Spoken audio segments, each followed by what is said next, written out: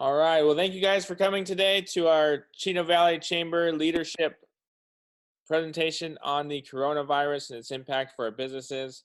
I can see in the comments section that we have lots of participants from across the Chino Valley. So we have people from the city of Chino, we have people from the Inland Empire Utilities Agency, we have several of our businesses, we have somebody in the healthcare industry, and then a lot of our local members as businesses. So I want to thank you guys for coming on to learn or to get yourselves educated about what's happening with coronavirus. We have a lot of leaders across the Chino Valley who have agreed to come on and talk to our businesses to let us know what is happening. So we have our agenda for today. I'll run through it real quick. We have Chino Police Chief Wes Simmons. We'll be talking around 8:30. We have U.S. Congresswoman Norma Torres, a representative from her office, talking at 8:37. We have a representative from Gil Cisneros' office from 8:44. We have Curt Hagman here, Supervisor Curt Hagman, at 8:51. We have Assemblymember Freddie Rodriguez, or one of his representatives, at 8:58. We have Christen Grelling from Health Services Alliance here at 9:05. We have Jennifer Shaw from Southern California Edison at 9:12. And then Leah Peterson from SoCal Gas at 9:18. So thank you for our panelists for coming on to share your insights with us. So first up, we have our Chino Police Chief Wes Simmons. Chief, take it away. Thank you, Zeb. Again, I really appreciate the opportunity to speak on behalf of the city of Chino and the Chino Police Department to our business community. Wanted to let everybody know that the Chino Police Department is continuing to arrest criminals that are committing crimes, and we're responding to calls. I will say that our calls for service are down significantly. I think shows that people are abiding by the order, are staying at home. Wanted to touch on some things we've seen nationally, and that's fraud scams regarding the Small Business Administration and loans that people are trying to scam small businesses out there. Know that the Small Business Administration does not proactively reach out to people via telephone. They will only respond to your calls. So if you're getting a call from somebody who claims to be from the Small Business Administration, know that could be a fraud, and don't accept that call and don't provide them any information. We have not personally received any reports of that, but we do see that on the national trend. For our local restaurants, know that our police associations are trying to support them. They wanted to thank them for all their support over the years, and are currently every day buying takeout meals from our local restaurants to provide food for our staff, so our staff doesn't have to go out unnecessarily. And then I wanted to talk to those businesses that are part of our critical infrastructure needs and are required to stay open, like restaurants with takeout food or grocery type stores, and just to encourage them to help the public define what personal space is, and making sure that they mark that down on the ground in front of their registers. A lot of stores are doing that. Some stores are even putting up plexiglass between them and the cashier. Make sure you have plenty of signage as far as what you expect your customers to do to protect them and to protect their staff. We have received complaints on that, and we're trying to educate those businesses on how they can best protect themselves. I did recently get a request from the Chino Valley Medical Center. They put this out publicly. They're requesting donations of PPEs, masks, gowns, and eye protection. People can bring those directly to the hospital or call the hospital to accept those donations. And then finally, to let you know that on the city's webpage under the COVID-19, we have a specific webpage for businesses, and you can click on that link, and it has information there for our business community, and that is updated regularly as well. So that's the information I wanted to share this morning, and if you have any questions for me, Zeb, or anybody else, I'd be happy to try and answer those. Well, in the Champion, they said that there was an increase in calls on domestic violence. Do you want to speak to that a little bit? Sure. We have seen an increase in that. I think anytime people's lives are upended like they have been now, and we put them in close quarters, those kind of things do happen, and just encourage people to seek out their faith leaders and counselors that we have through the city, or just get out of the house. You know, our parks are still open, though we We want people to abide by the 6-foot social distancing rule, but get away and make sure you take some time to unplug from your family if you need to. Awesome. Well, Chief, thank you very much. Really appreciate you coming on. I appreciate your insights there. Just to let you know, we have, so Chino Valley Fire is also participating in our webinar today, but they're doing it through the chat box. So they have just some brief updates and information that they wanted to share with everybody. Same thing with Inland Empire Utilities Agency. Same thing with representatives from the city of Chino. So we do have additional things in our chat box. So if you're here and you're on your computer, scroll through the chat box section. And just a reminder that this is your opportunity to ask questions. If you're uncertain about things that are happening, legislation that's being passed, any kind of issues that you're facing as a business, this is your time to let us know or ask those questions. So with that, I want to thank you, Chief, for coming on again. Next up, we have Sol from U.S. Congresswoman Norma Torres' office. Sol, you're up. Hey, thanks, Zeb. And thank you, Chief Simmons, for the introduction and an update on our city in Chino. Really great news to hear that things are a bit mild, all things circumstance. I did want to provide everyone a quick update that we've received, and I'll be happy to share this with Zeb. It's our document from the House, just with updates on the stimulus package that has been approved and signed. And so I'm going to go down really briefly in order of this document. And again, I'll be sharing this shortly. So moving forward with individuals and families for unemployment insurance, a lot of folks have been calling our office regarding this issue when they're, what are they covered for and how much of their rebates will they receive from the stimulus, $2 trillion stimulus package. So for unemployment benefits, we work diligently to ensure that those who qualify would receive an additional $600 per week to match average paychecks for up to 4 months of benefits on top of, so they would have to apply through their state department in order to receive those funds. We certainly push forward as well for independent contractors. So your Uber drivers, your substitute teachers, right? They were heavily on our mind to ensure that they were covered within this package. So the direct payments for one to receive, excuse me, for folks receiving or making up to $75,000 or $150,000 for married workers can receive the maximum amount of $1,200, and then with an additional $500 payment per minor child.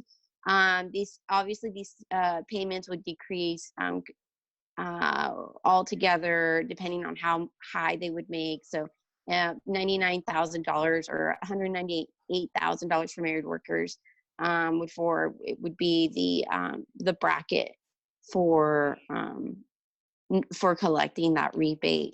So there's additional links onto that document. So if you need more information, again, I encourage you to look at the resource toolkit.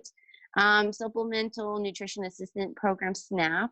We're moving forward to ensure that those programs, along with our food banks, receive ample enough funding in order to sustain the food needs as folks are staying in longer at home, right? Sometimes we can go through our food storage faster, or you're trying to limit your access to these grocery stores. So I know that we provided $850 million of emergency funding for food assistance.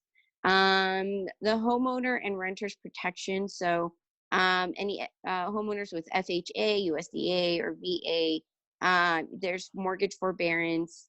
The homeowner should contact their mortgage servicing companies directly to access this program and service, along with eviction protections. Renters whose landlord is not abiding by the moratorium should contact the relevant federal agency.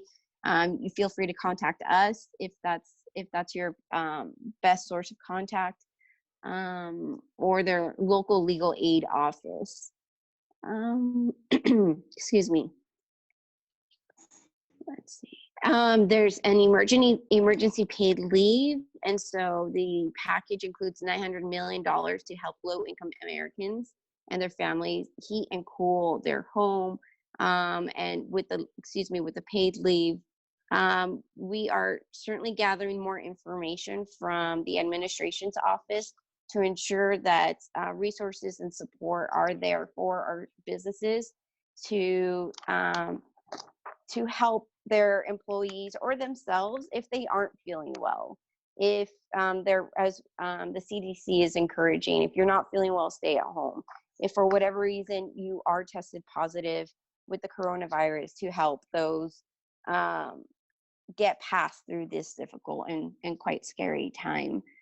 For our small businesses, for forgivable loans and grants, the Congress has approved a $300 billion to forgive loans and $10 billion in grants to small businesses, tribal businesses with their concerns of certain, and it also includes specific nonprofits. So small businesses, tribal businesses, and 501c3s would qualify for all of these. Please contact your SBA office to learn more about what and how you can alter your finances so that you could qualify for these financial programs. Paid and family leave for tax credit. For businesses that employ less than 500 employees, they will be eligible for a tax credit when they file for, I believe it's for their quarterly taxes, but I'll have to double check. And of course, feel free to reach out to us if you need a liaison to get through the IRS. That's what we're here for. Let's see.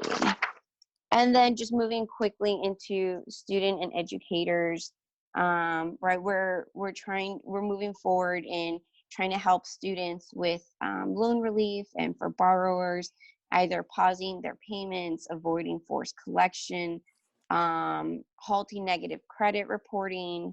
And so any additional issues that may come their way, please give us a call.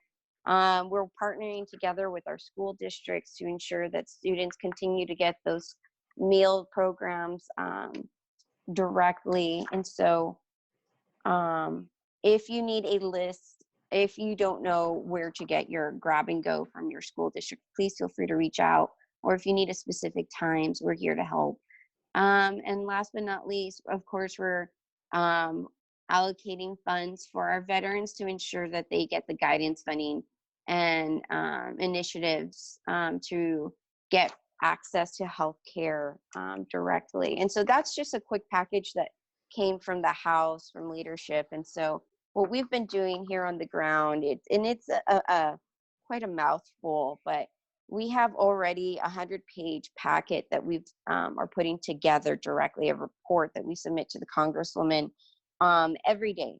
And it includes updates from our cities. I've worked with Denise School, the emergency coordinator at Chino PD, and to ensure that our public safety and first responders are getting the PPE, that personal protective equipment, calling them directly when a national stockpile gets delivered to the state, coordinating with their counties to ensure that that disbursement happens to our locals. I know that is one of the primary challenges nationwide, also globally. So what we're doing is we're reaching out to our local manufacturers to see what they make, how can they retool. And thank you, Zeb, and to the city of Chino and to the county, actually, for helping us connect to so many manufacturers. We're looking to provide additional language on the next package to see how we can support these local manufacturers and retooling the production line. There's a couple distributors that provide PPE. So if you need those contacts, please feel free. They only do orders in bulk. There's also local sanitation manufacturers. They make sanitation wipes or sanitation 2 or 8 ounce bottles of hand sanitizers. So for those who need it, again, feel free to reach out, and happy to share that information. Let me see. For the rest, it's just trying to support and control, provide up-to-date information about the virus, helping our hospitals get access to the information and equipment that they need.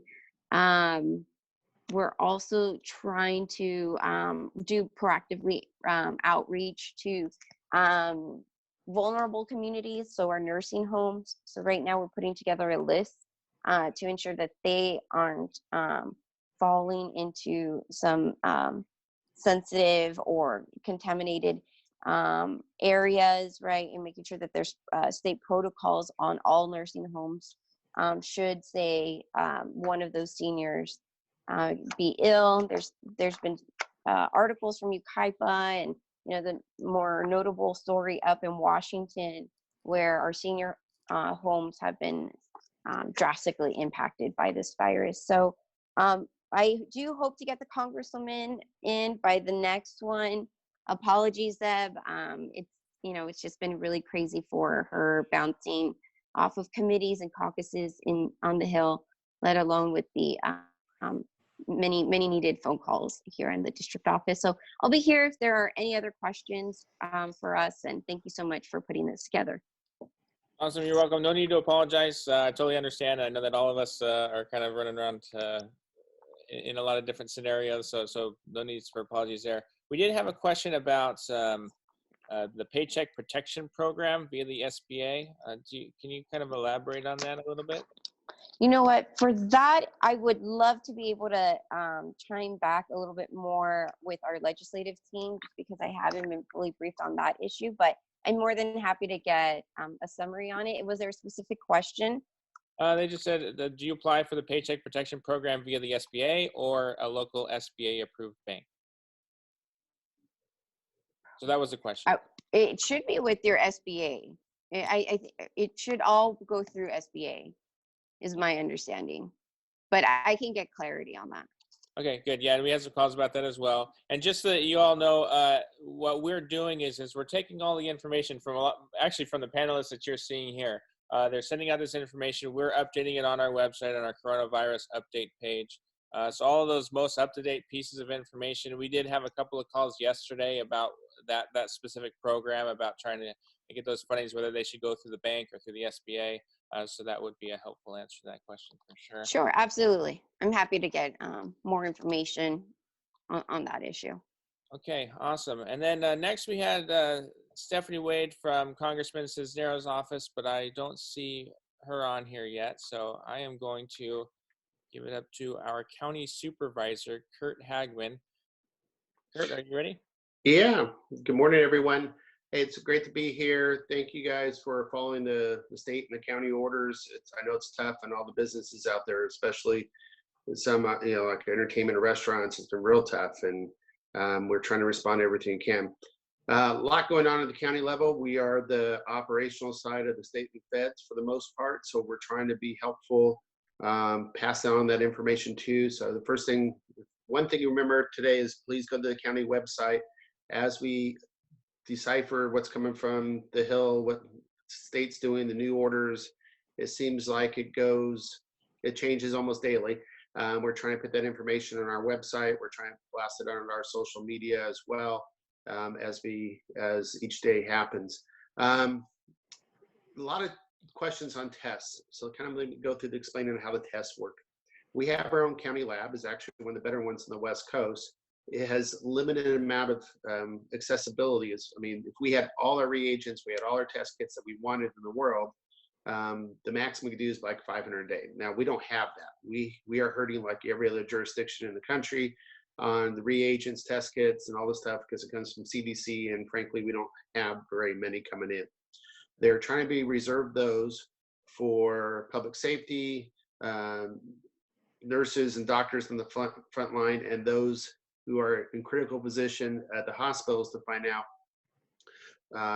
what we need to do for treatments when they're critically ill. For most of us who has private insurance, we also have partnerships and we have contracts with them as well as the county. We use LabCorp or Quest. They have increased somewhat their production level for our county. We signed a couple new contracts with them 2 weeks ago. They are working with public health and with the private providers. So if someone were to walk in Chino Valley Hospital and get tested, it'd be one of those labs. The coordination comes through as, who gets tested, who doesn't. It's mostly those who exhibit symptoms of the virus. or has been exposed, if you're a public safety, to those with the virus, confirmed. We're trying to increase that capacity, and it's a battle every day trying to get the supplies we need for that regards. We have launched a new portal, so to speak, so you can look at on the county website on our coronavirus tab, you can look at what cities have been tested positive now. We wanted to wait till we get at least 100 so we don't stigmatize a city. But if you look on that, you see that every one of our cities is touched. So the virus is around the entire county. There's no particular areas. And those areas we test higher in, or we have more tests, like the Congressman office talked about that our nursing home that's been hit hard. I'm afraid we're going to see more cases out of there. And so we went in with our health department, tested 150 people day before yesterday. Those tests we could do in-house, take about 24 hours. The ones requested LabCorp take about 3 to 7 days at this point to get back. So it's very, very slow. It's very frustrating because it's hard to attack something that you can't identify. And so all our internal admin is trying to get on production as far as how to get more tests and how to get the results back quicker. At first, they were just telling us about the positives, not telling about how many tests. These are the private labs, but now they give us a number of how many tests they're doing. So we're trying to update that portal at least once or twice a day with numbers that are coming in. It is very important for people to follow those rules and orders we have right now to really limit this. You see what happened in New York. Every day I get up and see the numbers just climbing drastically in New York. And we are 3 or 4 weeks behind these other places that we see on the news, but we can be at the same place if we don't do what we need to do right now. That's the downside. The optimism side is we just got a new contact for a new test kits and stuff from our South Korea contact. We're trying to negotiate to get some of those in the next few days so our capacity will go up. And the FDA has approved some treatment protocols as of yesterday to start, hopefully, with some of the things you've seen on the news, the malaria drugs and antivirals. I think if we could hang in there for a period of time here, when that's another week or 2 or 3 or 4 weeks, the technology and the war attacking this thing from both sides, both the testing, identifying, and the treatment of, increases to get more optimistic each day. So those struggling businesses out there, I really thank the Congress for passing on some resources. We have posted on the small business loans, we have a nice little graphic chart, who qualifies for what and where to go get. It's on our website, it's on my social media. Hopefully it'll come out the same thing with the stimulus bill today and get that out to everybody as well as we go forward. But we're busy as well. We have most logistics in Southern California in our backyard. So we have a lot of companies that are very busy passing things out to our stores, our pharmaceuticals, and getting the gear out everywhere too. So. Okay, good. Okay, great. Thank you, Curt. One of the things that I might kind of throw in there too is there's a lot of needs for supplies in a lot of different places. I know that Sol mentioned that she had reached out to us trying to get manufacturers to produce those needed goods. We're also with our Chino Rotary Club. We just had a meeting this morning about trying to secure the masks from outside sources. So it sounds like we're doing that too. So if you have any of those contacts in manufacturing, you have somebody that has contacts with those masks or those things that we can bring into, send them over to us so we can try to help make sure that our local folks are aware of those and have the opportunity to get those too, because I know that there's a lot of need for that in our area as well. Thank you, Curt, for taking the time to come on. I really do appreciate it. Do you have any other final comments? I was going to say that we do, just to kind of let people know how it works, we have ISMA, who is our central coordinating for both private and public health facilities in the county. So they're the ones, taking the supply request. When you hear about those shipments come from the Federal Reserve, they're the ones who get it. It's a county agency. They take the request in from the different hospitals and clinics around and try to get the right supplies to the right areas. So we're coordinating that. We also, for the first time, which I'm very proud of, all our fire agencies, all 18 fire agencies are working in a joint unified command system. So as we already have 2 deputies and 2 firefighters within our county that has been tested positive. We expect more of that goes. What that means is you have all these different call centers now working together. You may see Ontario firefighters and Chino Valley trucks or vice versa in the area. The goal of that joint information center is to make sure that when we call 911, we have people to respond to you. And so they're working to collaborate together, all 18 agencies. And one last thing too, we have a joint information, we call the Joint Information Center hotline that we staff every day. There's like 25 people up there taking those calls. We're also trying to do more with our civic. I'm doing a mayor's call every few days. I do our administration is doing it. Our EOCs are operating together. So a lot going on behind the scenes. We are prepared, but we don't want to see what happened in New York happen here. So please follow all the health guidelines. Thank you, Zeb. What was the name? What was the name of that agency that was securing the ISMA. ISMA? Okay. Yeah, don't ask for it. I know what it does. I don't know the acronym. Okay. and then the other thing was I want to say that you guys have put together a great resource. So that dashboard that San Bernardino County has put together really gives up-to-date information on everything that's happening with the coronavirus in the San Bernardino County. So good work on that front. And if you haven't checked that out yet, do, because it gives an update of not just how many cases are here, and it shares with the cities that they're in and all sorts of stuff. So thank you, Curt. Thank you. Okay, so next we have Stephanie Wade from Gil Cisneros' office. I'm going to need to give me 1 second here. Oh, and I think he logged out. Oh, there you are. Okay. Stephanie, are you there? I'm here. Thanks, Zeb. You're welcome. I'm sorry about the snafu this morning. I did want to speak a little briefly. Sol gave a great congressional briefing, and much of ours is the same, so I won't reiterate the same resources, but I'll be posting them, and I sent a bunch of those same resources to Zeb last night. I did want to add some clarification on the payroll protection program. And I have a sort of a case study in it as well. So Sol was right in that SBA is your first contact, but basically the way the payroll protection program is working through SBA loans. So, you know, I'll post Chris Lorenzana's information. He's your point of contact at SBA, and he's working very quickly. And so that gets you one of the SBA's disaster loans that are very low interest, and they're clearing those loans through private banks very quickly. And I want to give, this is really important. Those loans are available to nonprofit 501c3s as well. So a lot of the organizations that are really helping food banks and organizations that work with the homeless, a lot of free clinics, they qualify for those SBA loans as well, which is kind of unique. And I can tell you, I want to share a quick case study. Some of you may know the organization that's pretty prominent in Orange County, not so much in San Bernardino County, but the organization Working Wardrobes. They had a fire recently in February that destroyed their major plant, and so they were already sort of taking a hit, but they were open. But then the shock of this had caused Jerry Rosen to really decide that, you know, she was looking at the numbers and she didn't have enough to meet payroll, and she was planning to lay off her entire staff as of today. We got in touch with her 3 days ago, and she wrote me yesterday to say that that the SBA Connect with Chris Lorenzana had gotten her a business loan that was moving very quickly, and it was going to allow them to keep their doors open. And you know, they're a really important resource for the homeless in the Orange County part of our district. So I really want to emphasize that as you're working with people in these in the nonprofit sector, if they're a 501c3, they do qualify.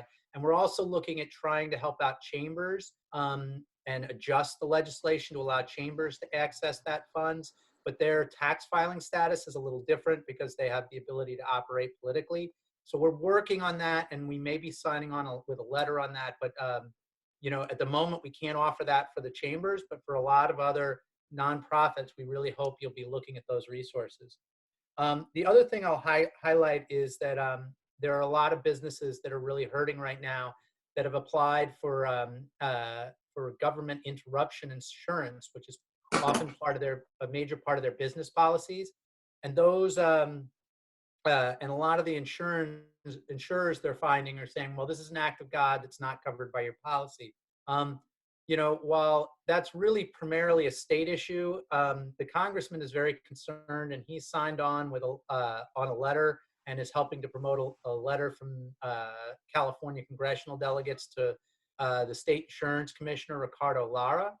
And so we're moving on that, but I highlight it for those of you who are really concerned. I think the people you need to talk to most are your state legislators, because that is a serious concern right now for a lot of businesses, that business interruption.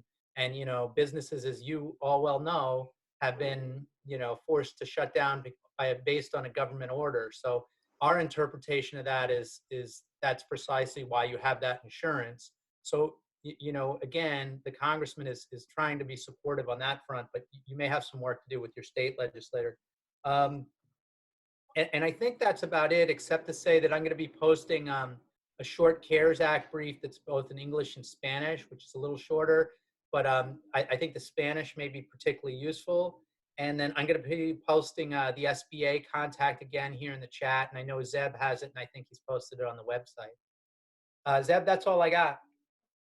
Okay, perfect. Stephanie, thank you so much. And I did get a chance to get on a call with the congressman earlier this week, so we got a chance to express the concerns that for those businesses in the Chino Valley Chamber that filled out that survey that we asked you to fill out. We're able to share the insights of that survey on the call, and all the things that he mentioned were those things that our businesses listed as they needed support with. So I appreciate you taking care of those things. Thank you, Stephanie. Okay, next up we have from Assemblymember Freddie Rodriguez's office, we have Scott. Scott, are you there? Yes, I'm here. Can you hear me? Yes, we can. Okay, good. Hi, everyone. My name is Scott Peltzma. I'm here on behalf of Assemblymember Freddie Rodriguez. First of all, I want to thank Zeb and the Chino Valley Chamber of Commerce for putting together these meetings. I think they're really helpful for all of us to get updates from important people within Chino Valley, and that way we can all better understand what's going on with the coronavirus and how everyone is handling the situation. So first of all, I wanted to provide a few updates with regard to the state. So California this week requested the following additional supplies from the Strategic National Stockpile. They requested 20 million N95 masks, 600,000 face shields, 100,000 coveralls, 600,000 hospital gowns. In addition, some things that the state's been notified of is that 6 California companies are retooling to make gowns. 1,200 ventilators from Elon Musk are going to be distributed throughout the state. 3D printing is going to be used to create face shields for healthcare workers. Also, Richard Branson and Virgin have said that they are assisting with personal protective equipment. So these are all things the state's been notified of, and some of you may be aware of those things already, but just to show that there's some progress being made on that front. Next, Governor Gavin Newsom announced mortgage relief for Californians affected by COVID-19. Eligible homeowners would be able to defer mortgage payments for at least 3 months. The governor also awarded $100 million to cities, counties, and continuums of care to help people experiencing homelessness during the COVID-19 pandemic. The National Guard for use in California has been activated with 100% federal cost share. The National Guard will facilitate distribution of food to pantries and food banks mostly. Governor Newsom directed $42 million to emergency funding to expand California's healthcare infrastructure and secure equipment and services to support California's response to COVID-19. $30 million to lease and operate 2 facilities and expand the state's hospital capacity because the governor and his team predict that we're going to need more hospital beds than we currently have available. FEMA has established a COVID-19 rumor control page, which I think is really helpful because it helps to clear up a lot of misconceptions about the virus. So feel free to check that out if you're looking for some reliable information. Visitors on the page will also find fact sheets and archive news releases so you can keep a good hand on everything. As of March 28th, approximately 78,000 tests have been conducted in California. Those tests have been received from commercial and private labs and the 22 state and county health labs that are currently testing. Commercial provider and academic labs have increased testing capacity and are now reporting that data to the state. The biggest labs in this count include Quest, LabCorp, Kaiser Permanente, University of California, and Stanford.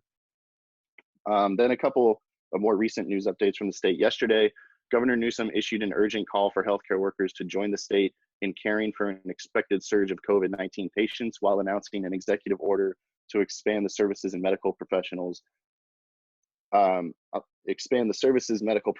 perform while they're on the job. So Governor Newsom believes that the state can add 37,000 healthcare workers by asking recently retired providers, those in the process of getting a medical license, and also students enrolled in medical school or nursing school currently, to apply to the newly created California Health Corps. Additionally, last night, Governor Newsom announced an executive order to provide relief to California small businesses, and I think that's probably the most relevant thing for the chamber. I don't have all the details on that, but I will drop a link to the press release in the chat as soon as I'm done with the update, and then you all can check that out because I think there's a lot of useful information in there. Then a couple quick updates with regard to Chino Valley specifically. I think most of you are probably aware of these, but I just wanted to reiterate. They may have been said earlier. One patient is being treated in the ICU at Chino Valley Medical Center after testing positive for coronavirus. The medical center has administered over 100 tests, and this is the only one positive so far.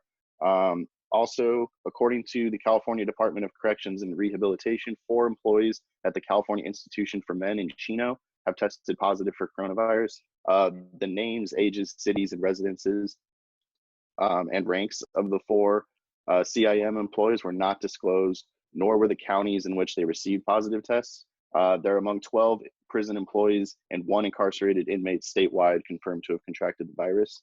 And then finally, I just want to remind everyone that myself and the rest of our district staff are available to them if they need assistance dealing with EDD or labor and workforce development or any other state agency. We're always happy to help, and we want to remain a resource to businesses and individuals within our community while this COVID-19 situation is still going on. Okay, excellent, Scott. Thank you so much for the update from Assemblymember Freddie Rodriguez's office. We really appreciate it. As he mentioned, all of our panelists today are including information in our chat box, so make sure you check it out and look at those links from all the different offices and things that they've discussed here on the call today. We also have several other organizations that are including updates as well. So I know we have San Bernardino County Workforce Development, Inland Empire Utilities Agency, information on the census from our Chino Valley Fire. And so there's other resources that are being included in that chat section. I'll save the chat section and then put that on our website as well, so we'll have access to that. This is also an opportunity for you all to ask questions, and so don't be shy. Feel free to ask any questions or have any statements, anything that you want to share in our chat box there as well. So with that, our next speaker, our next panelist is Christen Grelling. She is with Health Services Alliance, which is a diamond sponsor of the Chino Valley Chamber of Commerce, and she's going to give us an update on the health side of things from the coronavirus. Christen, are you there? Yes, I'm here. Okay. Thank you, Zeb. I think we are just going to give you guys an update regarding what us as a community health center in the Chino and Montclair area is doing to help prevent patients from going to the ER and other things like that. So Health Service Alliance, for those of you who don't know, are FQHC lookalike clinics. So community clinics, we have clinics in Chino and in Montclair. And right now what our clinics are doing is we're seeking to serve all the patients that we've been serving despite the COVID. So, one of the things is we don't want to decrease the accessibility to the patients that we have. Instead, we want to increase our services to them to hopefully help with the panic and provide additional resources to them. So our staff right now has been working extremely diligently. We have been working under the CDC guidelines and recommendations to identify and help with patients who may have symptoms potentially related to COVID. So our goal right now is to limit exposure. So one of the things that we've been ramping up with is our telehealth and telephone appointments for our patients. So the least amount of exposure that we can have for the vulnerable population, we are looking to serve. So right now, all visits that we can have either telehealth-wise or through a telephone encounter with one of our providers, we are doing. Any patient who is having symptoms that could potentially be related to COVID-19, what we are doing is we are having a telephone or telehealth encounter with them initially, and then we are following up with them depending on their symptoms, if they're not life-threatening, every couple of days to see if those symptoms are getting better and monitoring them accordingly. One of the things that we are doing is we are collaborating with the Department of Public Health with patients that we have who have symptoms that might mimic or warrant additional treatment or additional further investigation. So we've been very happy with the Department of Public Health and their response and collaboration. So we're very thankful for that. One of the things that we are doing is that we have a behavioral health component to our clinics as well. And we also have a walk-in component in our Montclair clinic. So we still have some foot traffic in our clinics. And what we want to do is prevent additional exposure for those people who are inside of our clinics. So we are taking temperatures at the door. One of the things is if a patient has a temperature, we don't want to turn those patients away because everybody right now is a little bit more heightened regarding symptoms. And we want to make sure that they are getting the care that they need. However, we don't want to expose them or expose more vulnerable patients who are already in the clinic. So we are kind of redirecting those patients to telehealth for the initial screening. And then should the symptoms warrant additional treatment or additional resources, we are working with the Department of Public Health for that. So one of our main goals from the community standpoint is education, right? Because we want to allow the hospitals like Chino Valley Medical Center to do their job and to treat the most sick. So the less patients that we send to the ERs, the less patients we send in that direction, and we can help from the clinic standpoint is our goal. And we can do that through telehealth so that patients don't feel like they need to continue to go out into the public and potentially be exposed to something that they are already panicked or heightenedly aware of already. So as you guys all know, this is evolving on a regular basis and the guidelines change. So we're constantly updating our protocols and constantly looking for ways that we can educate additional members of the community with what they need to do. So one of the big things is continuing to stay home if you're sick, continuing to have really good hand hygiene, and working with other people in the community to limit that exposure, like we've been talking with social distancing. Is there anything that you feel like most people like are currently misinformed about, or is there anything that comes to you? And I think it's been mentioned by some of the other speakers, but the testing component, a lot of people, whether they test positive for COVID-19, a lot of people experience mild symptoms, right? So the goal is that you're looking at those symptoms that those patients have and that you treat them at home.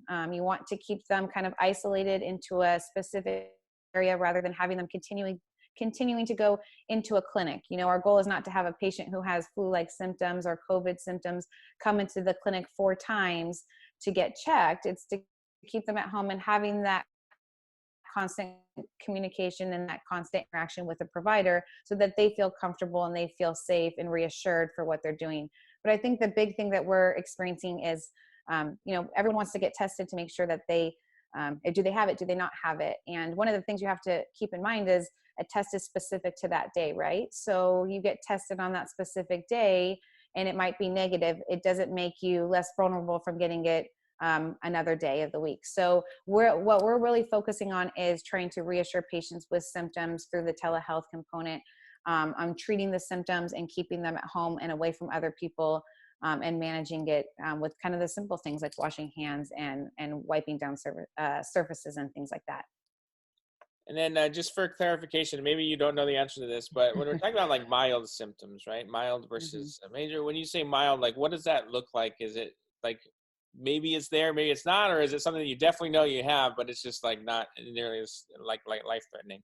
Yeah, so we are trying to put in tracking mechanisms for patients so we can just kind of see what the symptoms are looking like. So, someone might have a slight fever or have a slight cough, but they're not experiencing that shortness of breath, the symptoms that we're seeing patients going into the ERs for that transition to pneumonia or things like that. So we're just talking about like a slight fever, a cough. Unfortunately, it's also flu season up until recently, and it's also allergy season. So some of the symptoms can mimic something else. So what we're trying to do is take all of those symptoms down for the patients, track them, and then follow up with them at a later date. So I would say, to answer your question, maybe a mild cough, mild fever. If anyone ever has concerns, the CDC has done such an excellent job of outlining what symptoms look like. What should a person of the public do to prevent the spread? And they have a really good section on frequently asked questions. And so we've just been referring people to those guidelines as well. so that they can feel a little bit more reassured that just because they have a slight fever or they have a cough, it doesn't mean that they're going to be in the ICU like we've seen some patients. Okay, excellent. Thank you so much. Thank you Yeah, for coming on the welcome. call and educating our members. I really do appreciate it. Next on our panelist list is we have Jennifer Shaw from Southern California Edison. Jennifer, are you there? I am. Thank you. Thank you, Zeb. I appreciate the opportunity. Just real quick, I wanted to update everyone on what Southern California Edison is doing. As of March 16th, 2/3 of our 13,000 employees are working from home, including myself. Despite challenges with COVID-19, we will continue to provide a safe and reliable supply of electricity. Secondly, as you might have heard, we are suspending any service disconnections for non-payment, and we're waiving late fees. So don't fall prey to those phone scammers, as the police chief mentioned earlier. If they're calling you to say that you're going to be disconnected for non-payment, that's not true. So please give us a call if that happens. And then we're also looking at postponing non-emergency work that may require an outage. We know how hard it is to be without power, especially now everyone's working from home and kids are at home, and what a burden that might be. So we're looking at all non-essential type of work and counseling those types of outages. However, we are essential business, so we need to get the important emergency work like fire-related work done and completed. So we thank you for your patience with that. And then lastly, just wanted to mention that Southern California Edison has donated $1 million to local nonprofits to help in the efforts with COVID-19. Specifically here in the Inland Empire, we have donated $100,000 to the Community Action Partnership in San Bernardino. So we're very, very proud of that, and we continue to work with our community members. If there's any questions or concerns, please feel free to reach out to me. Jennifer Shaw, again, with Southern California Edison. I'm your Government Relations Manager that covers the Chino Valley. Thank you, Zeb. Hey, you're welcome. Thank you, Jennifer. What was the name of the organization you guys were donating to? Community Action Partnership in San Bernardino. It's for the San Bernardino County. Or the excellent. Okay, great. Thank you so much. Oh, and we had a question come in, which was, it was for Supervisor Hagman, but maybe some of you might know the answer to this question.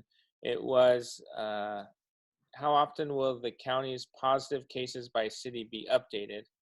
So that was a question that we had that came in. So if anybody has that, feel free to include that in the chat box. Jennifer, thank you for coming on. Jennifer with Southern California Edison is also a silver sponsor with the Chino Valley Chamber of Commerce. So thank you for doing that. And then next up, we have Leah Peterson from Southern California Gas Company. Good morning.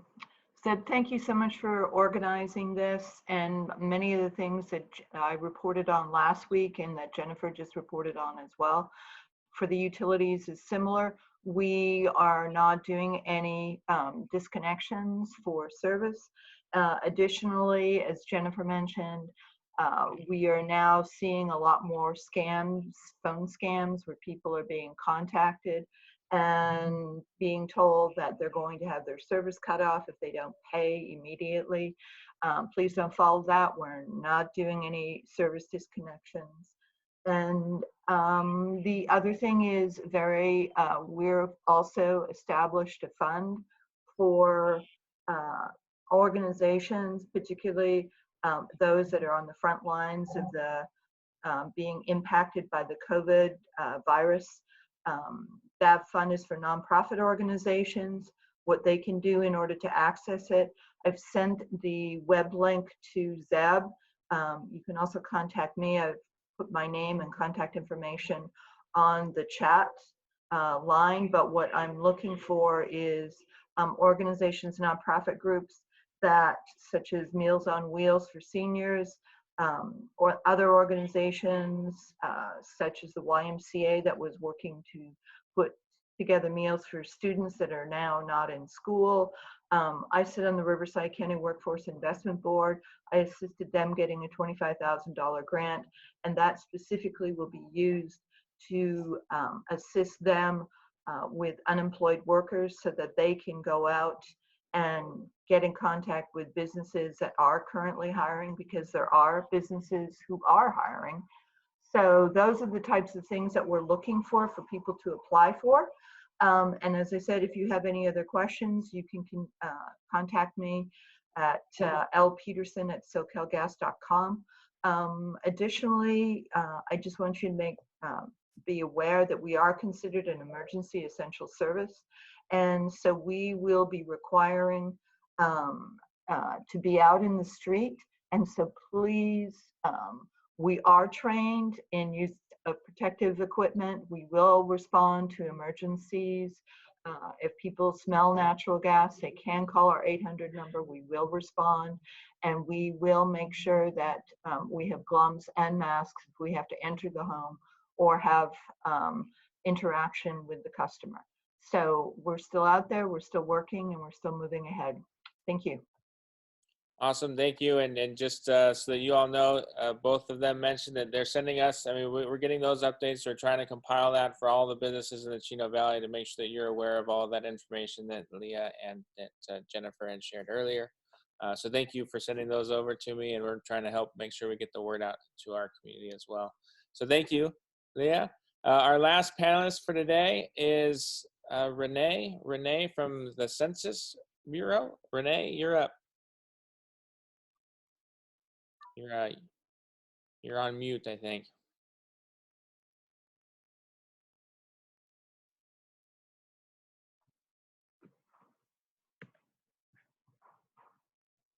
You try it now?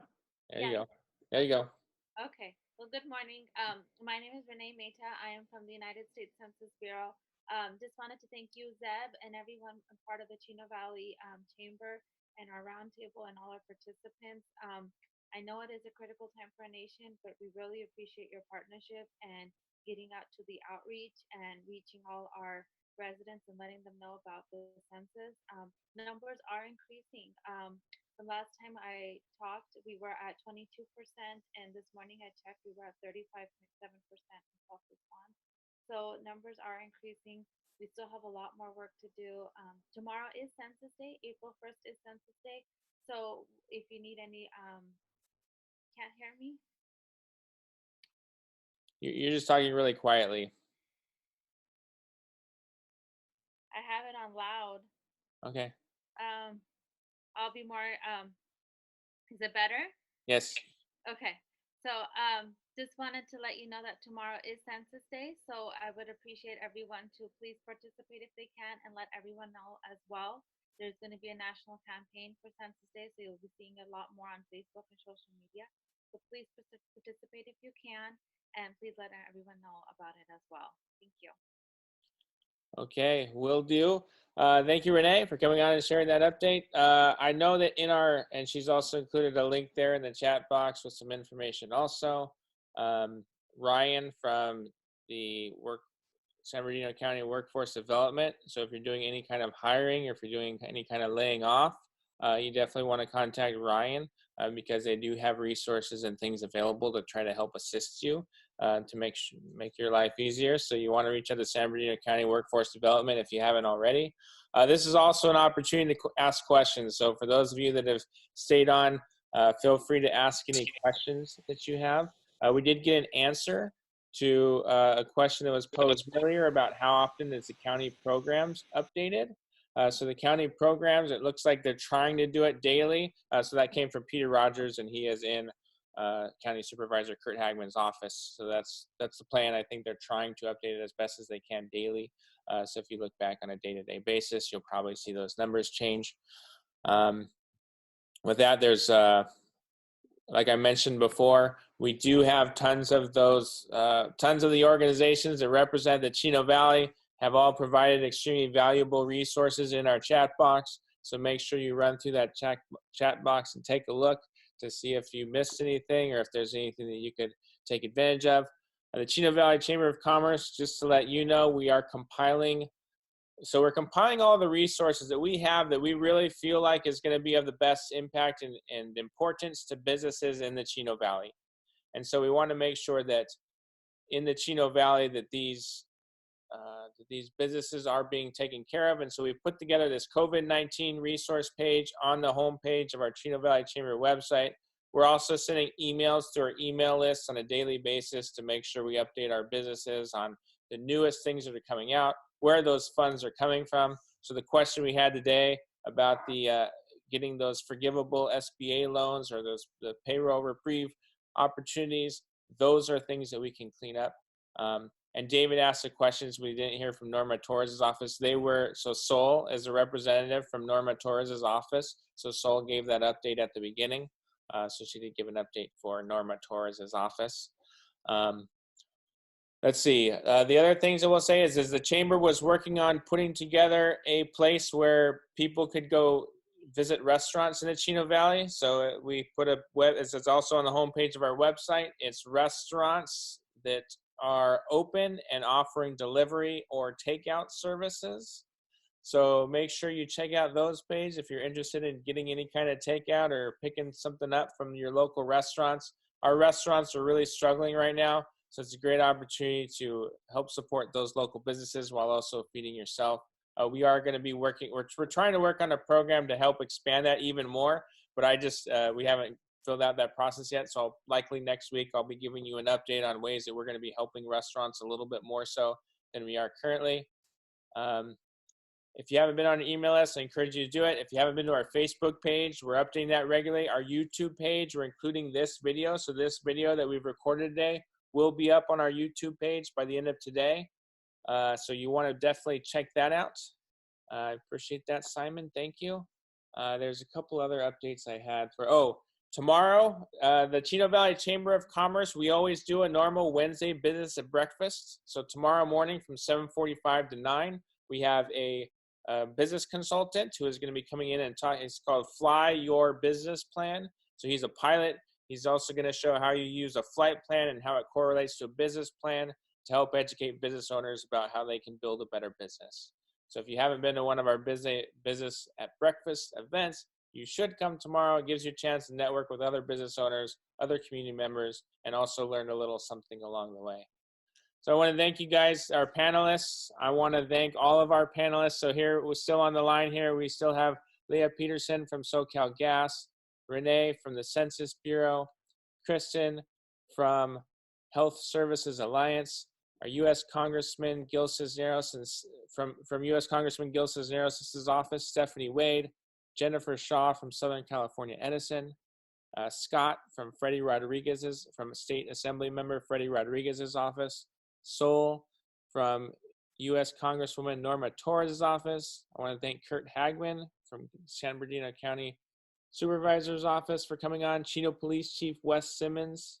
And as a reminder, this will be up through video later today. And I'll also include the chat with all of the information that people have included on our website. So if you're listening in on the phone today, which I know we have several folks that are listening in on the phone, I'll include the chat box on our website so you'll have that information too there. With that, I don't think I see any other questions. So again, I want to thank you all for participating. I really appreciate it. And we'll see you next week here for our Chino Valley Leadership panelists on the coronavirus from 8:30 to 9:30. Thank you and have a great day.